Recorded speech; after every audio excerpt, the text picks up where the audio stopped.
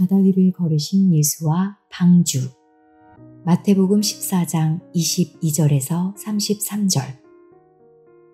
예수께서 즉시 제자들을 재촉하사 자기가 무리를 보내는 동안에 배를 타고 앞서 건너편으로 가게 하시고, 무리를 보내신 후에 기도하러 따로 산에 올라가시다 저물매 거기 혼자 계시더니, 배가 이미 육지에서 술이나 떠나서 바람이 거슬림으로 물결을 인하여 고난을 당하더라.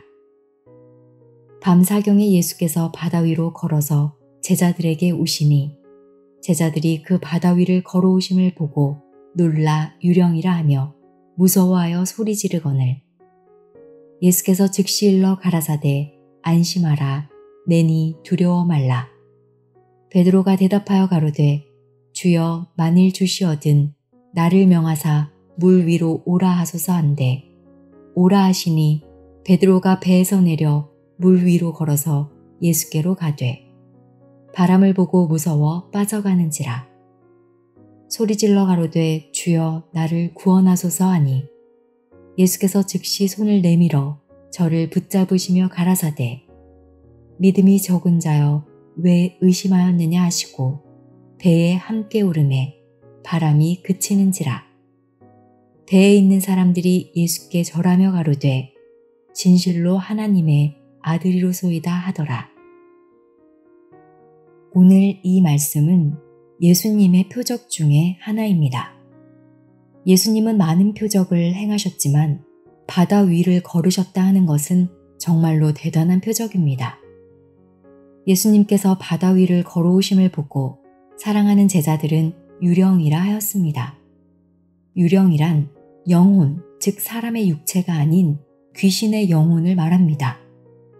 그때 예수님께서 안심하라, 두려워 말라, 내니 안심하라 하시니, 베드로가 대답하기를, 주여, 만일 주시어든 나를 명하사 물 위로 오라 하소서라고 하였습니다. 이에 주님께서 오라 하시니 베드로가 배에서 내려 물 위를 걸어가다가 바람 부는 것으로 인하여 무서워서 바다에 빠졌습니다. 바다에 빠진 베드로를 건져 다시 배에 오르게 하시니, 제자들이 당신은 진실로 하나님의 아들이로소이다 라고 하였습니다. 예수님께서 멀리서 바다 위로 텀벙텀벙 걸어오시는 것을 보고 유령이라 하였던 제자들이 표적을 마친 예수님을 보고 진실로 하나님의 아들이로소이다 라고 했다는 것입니다. 여기서 우리가 깨달을 수 있는 것은, 멀리서 주를 보고 있는 자는 하나님의 아들을 유령이라고 보고, 가까이서 주를 보았을 때는 살아계신 하나님의 아들로 보았다는 것입니다. 마찬가지로 오늘날도 하나님의 사명자를 멀리서 보는 것과 가까이서 보는 것은 다릅니다. 여러분은 과연 그리스도와 얼마만큼 가까이 있습니까? 차가운 날씨에 난로가 있다면 난로 가까이 있는 사람은 따뜻한 난로의 온도를 맛볼 수가 있습니다. 그러나 멀리 있는 사람은 난로의 따뜻한 은혜를 입을 수가 없습니다. 이와 같이 여러분은 하나님의 교회와 가까이 있어야 합니다. 멀리 있는 자들은 유령이라고 보고 가까이 있는 자들은 하나님의 아들이라고 본다는 사실을 깨닫기를 원합니다. 부르면 대답할 수 있는 정도의 거리에 있어야 하는데, 집사님이라고 불러도 도저히 들리지 않은 거리에 있다면 마지막 메시지를 그 사람에게 전달해 줄 수가 없습니다. 또한 가룟 유다는 육신적으로는 가까이 있었지만 영적으로는 멀리 있었기 때문에 예수를 팔아넘겼습니다. 이처럼 가까이 있어도 멀리 있는 자가 있고 멀리 있어도 가까이 있는 자가 있습니다. 멀리 있는 자들은 주님을 이단이라고 보고 유령으로 봅니다. 깨닫기를 원합니다. 예수님이 걸으셨다는 바다는 무엇을 상징하고 있을까요? 여러분, 천국 가는 자는 바다 위를 걸어가는 자입니다. 바다에 빠진 자가 되어서는 안 됩니다. 이 바다는 우리가 생각하는 저 육신적인 바다가 아닙니다. 골짜기 물이 모여서 졸졸 흐르는 시냇물이 되고 시냇물이 흘러서 강물이 되며 강물이 흘러서 바다가 되었습니다. 그런데 이 바다에 바람이 불고 파도가 치므로 배가 뒤집힐 지경인데 베드로는 걸어가다가 바람으로 인하여 무서워했습니다. 왜 바다에 바람이 불고 파도가 크게 일고 폭풍이 일어나는지 아십니까?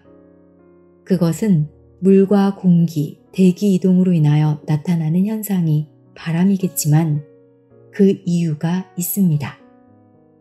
흘러가는 물은 썩지 않지만 고여있는 물은 썩습니다. 바다에 바람이 불어서 움직여주지 않으면 그 물은 죽은 물이 되어 어떠한 생명체도 존재할 수가 없습니다. 그러므로 바다가 살 수 있는 방법, 썩은 물이 되지 않는 방법은 파도가 쳐서 물이 움직이도록 만드는 것입니다. 그러므로 모든 더러운 물이 흘러들어가도 바닷물은 정화되고 그 속에 생명체가 존재하게 되는 것입니다. 그래서 파도가 치는 것입니다. 여러분이 하나님의 말씀을 받아서 차곡차곡 조용히 쌓아두는 사람이라면 그 말씀은 다 썩습니다. 조용히 와서 예배드리고 말씀은 하나도 전하지 않으면 말씀이 썩습니다. 말씀을 받아서 옆 사람에게 전할 때 들은 말씀이 들어갔다 나오고 다시 들어갔다 나오고 이렇게 하였을 때 말씀이 살아 움직이는 것입니다. 이 귀한 말씀을 받고서 고여있는 물이 되어서는 안 됩니다. 생수를 뜨기 위해 아무도 없을 때 아침에 일찍 일어나 통을 메고 높은 산에 올라가서 들고 왔는데 그 물을 며칠 동안 가만히 두면 썩게 됩니다. 푹 썩게 할 바에야 힘들게 생수를 뜰 필요가 있겠습니까? 깨닫기를 원합니다. 오셔서 귀한 말씀을 받아 썩게 해서는 안 됩니다. 여러분이 받은 그 물은 비유로 한다면 골짜기 산 밑에서 흐르는 작은 물줄기 물들이 모여서 개울물이 되고 시냇물이 되고 강물이 되고 바닷물이 됩니다. 성경의 바다는 세상으로 비유했습니다. 에스겔 32장 2절 인자야 너는 애굽왕 바로에 대하여 애가를 불러 그에게 이르라. 너를 열국에서 젊은 사자에 비하였더니 실상은 바다 가운데 큰 악어라. 강에서 뛰어 일어나 발로 물을 요동하여 그 강을 더럽혔도다.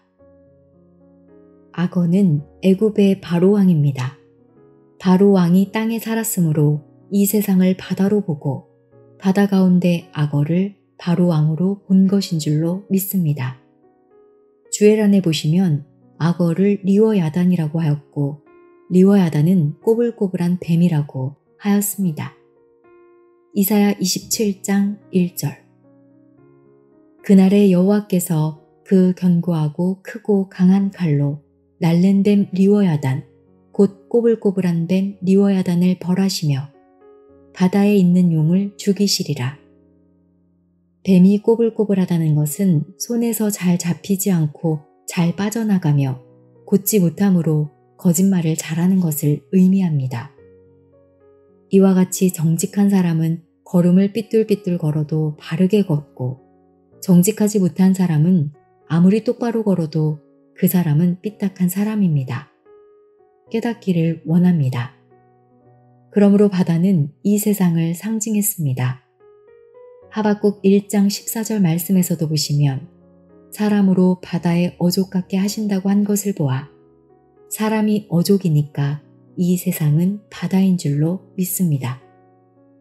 그리고 주권자 없는 곤충 같게 하신다고 하였는데 메뚜기, 잠자리 같은 곤충은 주권자 곧 지도자가 없습니다. 즉 자기 멋대로 하는 자요 바다에 많은 어족 같게 한다 이런 말씀을 통하여 볼 때 바다는 세상을 비유한 것입니다. 세상 위로 걸어가는 자는 땅에 속한 자가 아니요 하늘에 속한 자임을 알 수 있습니다. 그러므로 예수님 시대까지는 다 바닷속에서 허우적 어프어프하며 걸어다니는 사람이었습니다. 예수만이 바다 위를 마음대로 걸어다녔습니다. 세상에 빠지지 않았습니다. 여러분들은 바다 밑을 걷고 있는 자가 아니라 바다 위를 걷고 있는 자입니다. 여러분은 세상을 좋아하지 않습니다. 말씀을 받아 어느 정도 수준이 있게 되면 극장 가는 것도 세상 놀이 가는 것, 친척을 만나는 것도 싫고 교회 가는 것이 제일 좋은 줄로 믿습니다. 세상이 싫다는 것은 세상을 발밑에 두고 그 위에 걷는다는 것이요. 이것을 우리 주님께서 본으로 보여주신 것입니다. 다니엘 11장 45절. 그가 장막 궁전을 바다와 영화롭고 거룩한 산 사이에 베풀 것이나 그의 끝이 이르리니 도와줄 자가 없으리라. 거룩한 산은 하나님의 성산입니다. 이 거룩한 산에서 장막 궁전을 심판합니다. 멸망자가 바다에다 궁전을 세웁니다. 즉 세상 바다에 궁전을 세웁니다. 스가랴 9장 4절. 주께서 그를 쫓아내시며 그의 바다 권세를 치시리니 그가 불에 삼키울지라. 파도를 친다는 것은 바다의 권세를 없앤다는 것입니다. 바다의 권세는 파도이기 때문입니다. 곧 이 세상의 권세는 바다의 권세로 파도치고 물결치는 그 물을 바싹 마르게 하므로 권세가 없어지는 것입니다. 이 세상의 바다를 가리켜 고해라고 합니다. 스가랴 10장 11절. 내가 그들로 고해를 지나게 하며 바다 물결을 치리니 나일의 깊은 곳이 다 마르겠고 아수르의 교만이 낮아지겠고 애굽의 홀이 없어지리라. 바다의 권세가 없어진다는 것은 정치의 권세, 과학의 권세, 돈의 권세, 세상 임금 권세 등이 바다의 권세입니다. 이러한 바다의 권세를 하나님이 다 없애주시는 것입니다. 하나님이 정한 때에 이 세상의 바닷물은 없어집니다. 벗은 자가 감출 수 없는 것과 마찬가지로 그렇게 하나님이 심판합니다. 아수르의 교만이 낮아지겠고 애굽의 홀이 없어지리라. 하나님을 대적하는 아수르의 족속이 바싹 말라서 없어진다는 것은 요즘 과학이 발달함으로 시냇물도 강물도 바닷물도 오염되었습니다. 제가 어릴 때만 해도 시냇가 수양버들을 꺾어서 피리를 불던 어린 시절이 생각이 나서 고향에 갔지만 그 시냇물은 기름이 둥둥 떠있고 고기는 송사리 한 마리도 없었던 것은 물이 오염이 됐기 때문이었습니다. 바닷물이 오염된 것은 오염된 바다를 말하는 것이 아니요. 오염되게 한 진범은 애굽의 바로왕이요 아수르의 왕인 줄로 믿습니다. 에스겔 28장 2절. 인자야 너는 두루왕에게 이르기를 주 여호와의 말씀에 내 마음이 교만하여 말하기를 나는 신이라 내가 하나님의 자리 곧 바다 중심에 앉았다 하도다. 내 마음이 하나님의 마음 같은 채 할지라도 너는 사람이요 신이 아니오늘. 바다에 있는 짐승, 마귀, 사단, 7머리 10뿔 달린 짐승이 바다에서 올라온다는 것은 곧 세상을 상징한 것입니다. 바다 위를 걷지 않는 자는 바다에 빠집니다. 그러면 누구의 밥이 되겠습니까? 리워야단, 아수르의 밥이 됩니다. 여러분은 바다 위를 걷는 자가 되어야 합니다. 그렇다고 바다 위를 다 걷는 자는 아닙니다. 어떤 사람은 바다 위를 완전히 걷는 사람, 어떤 사람은 가슴 정도 바다에 빠져 있어 아멘 하는 사람, 어떤 사람은 무릎 정도까지 빠져 아멘 하는 사람, 어떤 사람은 나비같이 사뿐사뿐 걸어 다니는 사람. 여러분, 예수님같이 바다 위를 나비와 같이 사뿐사뿐 걸을 줄 아는 귀한 자들이 되시기를 원합니다. 계시록 17장 1절 말씀을 통하여 음녀가 바다에 있고 계시록 17장 16절 말씀을 통해 음녀에 앉은 물은 이 세상의 백성과 무리와 열국과 방언이라고 하였습니다. 음녀는 오늘날 이 세상을 말합니다. 음료가 있는 물은 더러운 물입니다. 음료의 입술은 꿀같이 달콤하고 기름보다 미끄러우며 이렇게 말하였다가 저렇게 말하였다가도 탄로가 나면 이렇게 말하며 나중에는 쑥같이 썩어 두 날 가진 칼날이 날카로우며 그 발은 죽은 땅으로 내려가고 이것이 음료의 물입니다. 음료의 물을 먹지 않으려면 바다 위를 걸어야 합니다. 깨닫기 원합니다. 음료는 보통 사람보다 잘생겼습니다. 그 이유는 여자, 곧 음료의 목적은 몸짓과 말로써 남자를 홀리는 데 있기 때문입니다. 이때의 음료에 빠지지 아니하려면, 홀리지 아니하려면 지혜가 있어야 합니다. 잠언서 2장 16절. 지혜가 또 너를 음료에게서 말로 홀리는 이방 계집에게서 구원하리니. 음료와 말로 홀리는 이방 계집에게서 구원한다 하였는데 이방 계집은 거짓 목자, 바알 선지의 종들입니다. 이러한 거짓 목자에게서 구원받을 수 있는 것은 지혜입니다. 또 마지막 때는 룻 때와 같고 노아 때와 같다고 하였습니다. 베드로후서 2장 7절. 무법한 자의 음란한 행실을 인하여 고통하는 의로운 롯을 건지셨으니. 이 말씀을 육신적으로 풀기 때문에 하나님을 알지 못하는 것입니다. 하나님은 영이심으로 영의 말씀으로 알아야 합니다. 무법하다는 것은 법이 없는 것을 말합니다. 즉 성경에 맞지 않은 말을 하고 있습니다. 무법한 행실을 보고 한탄하는 의로운 자가 되어야 합니다. 그러므로 행음은 곧 영적인 우상의 재물을 먹는 것을 말합니다. 이것이 곧 음녀가 앉은 바다로 오늘날 교회가 가진 비진리를 말한다는 것을 깨닫기를 원합니다. 계시록 2장 20절. 그러나 내게 책망할 일이 있노라. 자칭 선지자라 하는 여자 이세벨을 내가 용납함이니 그가 내 종들을 가르쳐 꾀어 행음하게 하고 우상의 재물을 먹게 하는도다. 이세벨이 실상적으로 음란하였을까요? 이 이세벨은 악한 바로왕의 부인으로서 바알신을 섬기게 했습니다. 그 바알신을 섬기는 그것이 음란한 행실이라고 계시록은 말하고 있습니다. 그런데 왜 내가 이세벨을 용납하고 그가 내 종들을 가르쳐 꾀어 행음하게 하고 우상의 재물을 먹게 하는 것일까요? 우상의 재물은 곧 거짓 목자의 말을 말합니다. 이런 자가 한 명도 없기를 바랍니다. 또 음행의 포도주, 이 세상의 심판은 음행의 포도주로 심판합니다. 그것이 바벨론의 심판으로 끝장납니다. 계시록 18장 3절. 그 음행의 진노의 포도주를 인하여 만국이 무너졌으며 또 땅의 왕들이 그로 더불어 음행하였으며 땅의 상고들도 그 사치의 세력을 인하여 치부하였도다 하더라. 이것은 비진리의 포도주를 먹고 다 망했다는 뜻입니다. 깨닫기를 원합니다. 이것이 고통스러운 비진리의 고해 세상의 바다, 음녀가 앉은 물입니다.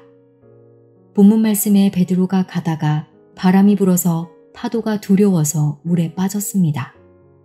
예레미야 5장 13절에 바람은 말씀이 없는 거짓 선지자라고 했습니다. 그러므로 베드로는 바람을 보고 두려워했습니다.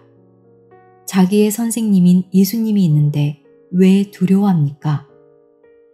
베드로는 주여 나를 구원하소서. 그러므로 예수께서 손을 잡고 배에 오르니 제자들이 당신은 진실로 하나님의 아들이로소이다 하였습니다. 여러분은 물에 빠진 자였습니다. 물 위에 걸어오다가 빠진 자가 아니고 본래부터 빠진 자였습니다. 본래부터 빠진 것을 방주에 올렸습니다. 물 위에 걷지 못한 자는 방주에 올라타야 합니다. 방주를 타면 손발이 없어도 물 위에서 걷지 못해도 상관이 없습니다. 방주에서 내리지만 않으면 되는 것입니다. 마태복음 14장 31절. 그때 예수께서 즉시 손을 내밀어 저를 붙잡으시며 가라사대 믿음이 적은 자여 왜 의심하였느냐 하시고 의심함으로 빠진 줄로 믿습니다. 여기서 가끔 빠진 자가 있습니다. 좋아서 물 위로 걸어가다가 베드로처럼 의심을 해서 물에 빠집니다. 의심은 무서운 것입니다. 야고보서 1장 6절 믿음으로 구하고 조금도 의심하지 말라. 의심하는 자는 마치 바람에 밀려 요동하는 바다 물결 같으니 이런 사람은 무엇이든지 죽게 얻기를 생각하지 말라. 두 마음을 품어 모든 일에 정함이 없는 자로다. 저희 교회도 가끔 물에 빠진 자가 있는데 물에 빠진 자를 구해주는 지혜자가 되기를 바랍니다. 정말 이 말씀이 성경에 맞긴 맞는데 정말로 이루어질 것인가 의심하는 사람. 혹시 안 이루어져도 손해날 게 뭐 있는가, 안 이루어질까 의심하는 사람이 두 마음을 품은 자입니다. 틀림이 없다고 생각하면 내 인생, 내 건강, 내 지혜, 나의 모든 것을 투자하여 아버지 하나님 앞에 얻을 수 있는 값진 보배로 깨닫는 자가 되기를 원합니다. 두 마음을 품은 자는 바다에서 요동하는 물결 같으니 모든 일에 정함이 없는 자라고 하였습니다. 정함이 없는 자는 마음이 둥둥 떠서 약속을 해놓고 잘 어기는 자요. 하나님과도 약속도 잘 어기는 자로 이런 사람이 정함이 없는 사람입니다. 참 생명의 길이라면 그 100배 이상 정말로 마지막 가는 길이라면 확실히 따라가야 될 것인데 뭐가 모자라서 확실한 약속이 있는데 의심을 하는 것입니까? 큰 배 옆에 큰 배 하나만 가는 것이 아니요. 작은 배가 따라다니고 작은 배를 싣고 다니기도 합니다. 여러분 자신을 볼 때는 작은 배입니다. 큰 섭리적으로 볼 때는 오늘 이 교회가 큰 군함과도 같습니다. 아무리 파도가 치고 풍랑이 일어나도 조금도 흔들리지 않고 천국으로 향하여 싹 가는 배인 줄로 믿습니다. 그 밑에 악어나 고래 같은 것이 나와도 부딪혀봐야 계란으로 바위치기입니다. 그러나 이 배가 파손되는 것은 믿음과 양심을 저버리기 때문에 배가 파손된다는 것을 알기를 원합니다. 믿음과 양심을 저버리고서는 안 됩니다. 양심은 어진 마음입니다. 내게 하나님이 마음에 주신 명령대로 해야 되는데 마음의 명령을 저버린 사람, 양심을 저버린 사람, 혹시 거짓말하는 사람이 되어서는 안 됩니다. 우리 교인들은 그런 사람이 없겠지만 작은 양심을 저버린 사람은 큰 양심을 저버릴 수도 있습니다. 양심을 바늘만큼 저버리는 사람은 바늘만큼 배에 구멍이 뚫려 물이 바늘만큼 올라오고 양심이 펑하고 뚫린 사람은 아멘은 잘하고 배 밑창이 뻥 뚫려 있어 물이 펑펑 올라오기 때문에 결론은 천국 다 갈 때쯤 되면 물이 가득 차서 배는 파손되고 좌초해버리고 말 것입니다. 이런 자가 한 사람도 없기를 바랍니다. 디모데전서 1장 19절 믿음과 착한 양심을 가지라. 어떤 이들이 이 양심을 버렸고 그 믿음에 관하여는 파선하였느니라. 물 위에 걸을 수 있는 믿음에 말씀의 신앙이 있는 자는 배가 파손되는 자가 되어서는 안 되겠습니다. 마태복음 14장 32절에서 33절 배에 함께 오름에 바람이 그치는지라. 배에 있는 사람들이 예수께 절하며 가로되 진실로 하나님의 아들이로소이다 하더라. 예수님이 배에 오름으로 파도가 그쳤습니다. 여러분, 예수님이 함께한 교회는 파도가 일어날 수가 없습니다. 파도가 일어나는 자는 예수님이 떠나는 자들입니다.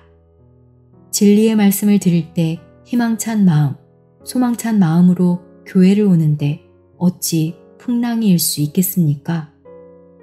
여러분, 마음속에 풍랑이 이는 자가 있습니까? 바람에 이는 사람이 있습니까? 마음이 흔들리는 사람이 있습니까? 믿음으로 구하고 조금도 의심하지 마십시오. 풍랑을 만나는 것은 배가 파손될 수 있는 조그만한 구멍이 뚫린 것입니다. 그 배를 빨리 수선하기 위하여 배 수선 전문가에게 수선을 하지만 영적인 배 수선자는 목사님, 전도사님들인 줄로 믿습니다.